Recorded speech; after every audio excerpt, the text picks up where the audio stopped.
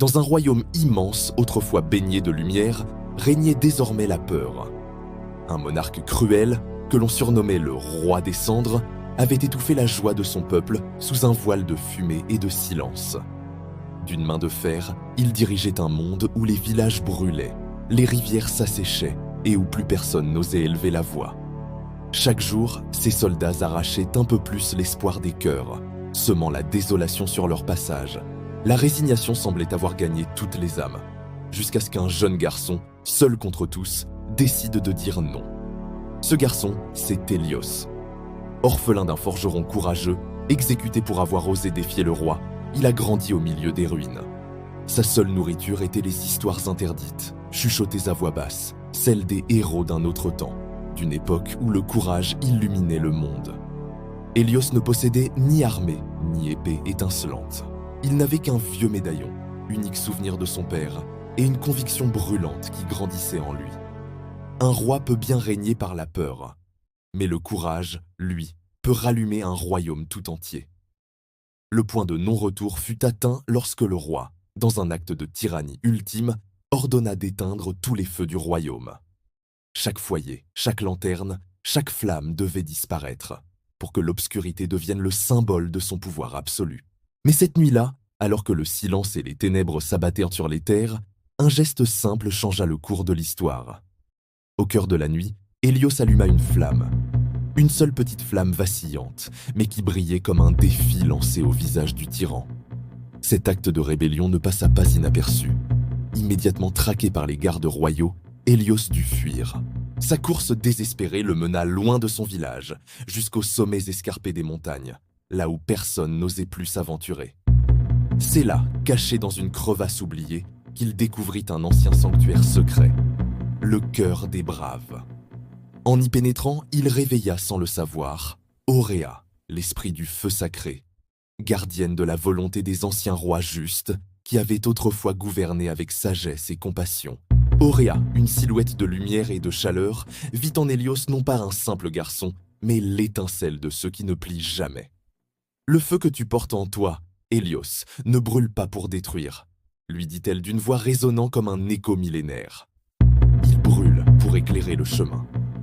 Elle lui confia alors une mission une importance capitale. Rallumer les 3 flammes de l'écran espoir, des feux sacrés que le roi des cendres avait éteints pour asseoir sa domination.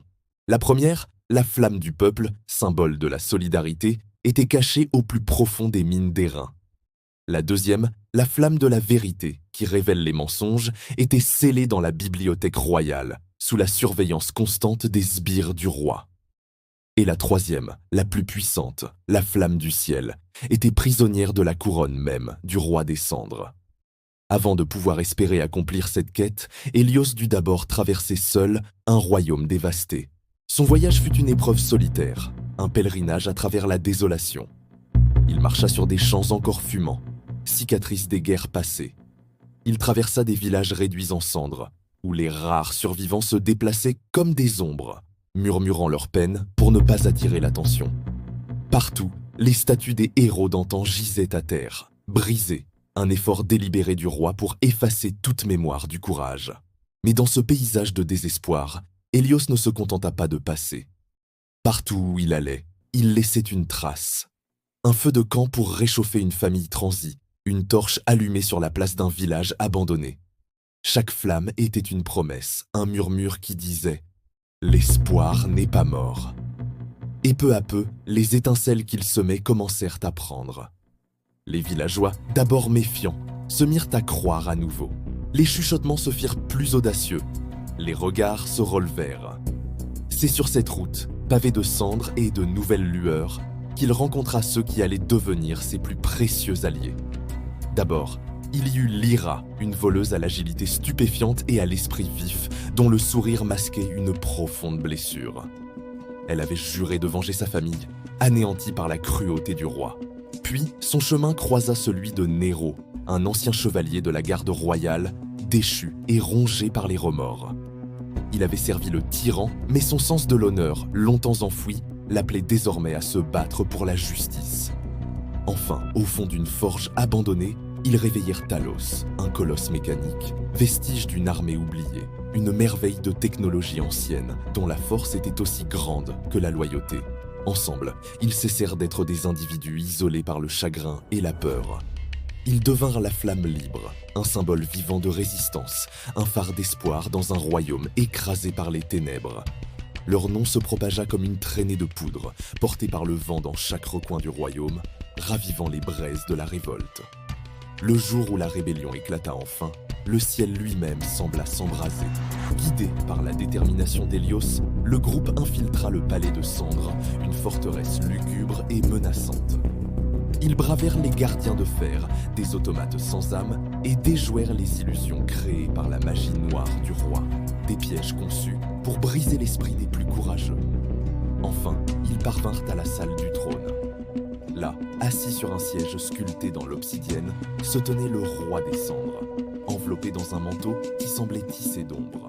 En voyant Hélios, il se leva lentement, brandissant une épée dont la lame ondulait de flammes noires. Sa voix était un grondement sourd, le bruit de la pierre qui se brise. « Le feu ne t'appartient pas, enfant », gronda-t-il. « Il m'obéit, comme tout le reste dans ce royaume. » Hélios, le médaillon de son père pressé contre son cœur, ne scia pas. Son regard était fixe, brûlant d'une conviction inébranlable. « Le feu n'obéit qu'à ceux qui croient », répondit-il simplement. Le choc de leurs lames résonna dans un déluge d'étincelles, un affrontement entre la lumière et l'ombre. Chaque coup faisait trembler les murs du palais, chaque cri de défi semblait réveiller le peuple endormi. Au dehors, des milliers de petites flammes s'allumaient, une par une, en signe de soutien. Le combat fut titanesque, mais la flamme noire de la tyrannie ne pouvait rien contre le feu pur de l'espoir. Dans un dernier assaut désespéré, l'épée d'Hélios frappa la couronne du roi. La couronne se brisa. La flamme du ciel, si longtemps captive, explosa dans un pilier de lumière aveuglante qui transperça le plafond du palais et éleva jusqu'aux nuages. Le ciel tout entier s'illumina, chassant les ténèbres qui recouvraient le royaume depuis si longtemps. Le tyran, privé de son pouvoir, s'effondra. Son corps se désagrégea, et le vent emporta son manteau de cendres, ne laissant rien derrière lui. Un silence profond tomba sur le royaume, suivi d'une clameur immense. Le peuple, enfin libre, acclamait un nom, un seul nom qui résonnait comme un chant de victoire et de renouveau. Hélios, le porteur du feu. Merci infiniment d'avoir suivi cette haute histoire jusqu'au bout. Si ce genre de récit épique vous plaît, n'hésitez pas à laisser un pouce bleu, à partager la vidéo et surtout à vous abonner pour ne manquer aucune de nos prochaines aventures. À très bientôt.